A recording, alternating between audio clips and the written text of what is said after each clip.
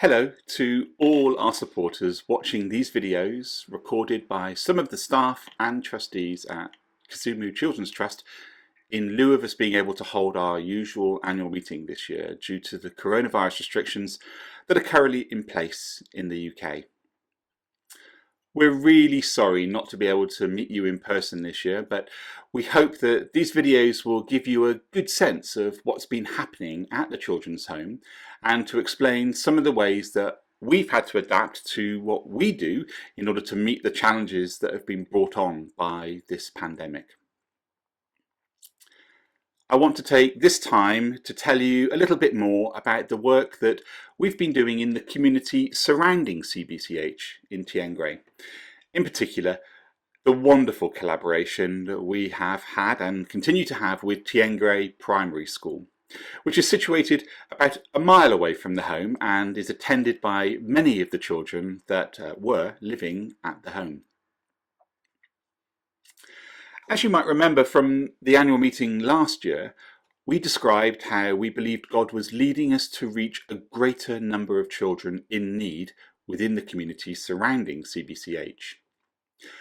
We knew from discussions with the head teacher that many of the 850 children that attend the primary school, many were in desperate need of better nutrition, clothing provision and emotional support.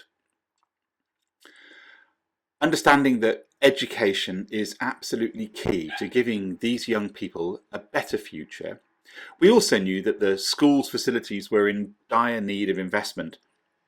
Classes were cramped, with up to 100 children having to squeeze into a single room for a lesson, and the buildings were clearly in a poor and deteriorating state of repair.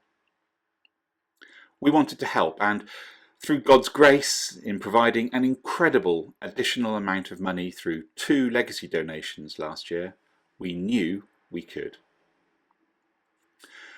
Our first priority was to make sure that the children in most need were getting at least one decent meal a day. With the school's management board's help, a group of children were identified and we started scaling up our catering at the home to feed the extra hungry mouths.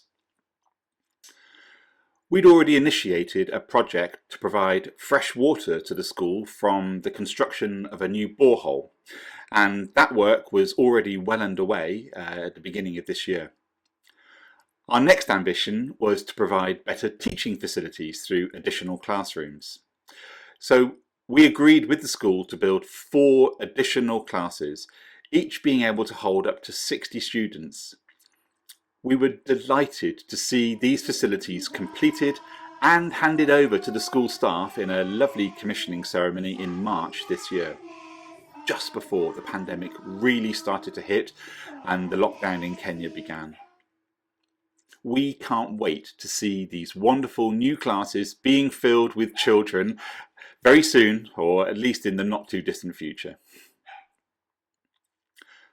Our next plan is to improve the sanitation facilities in the school through the construction of a block of girls' and boys' toilets and additional hand washing basins to the ones already installed in the grounds.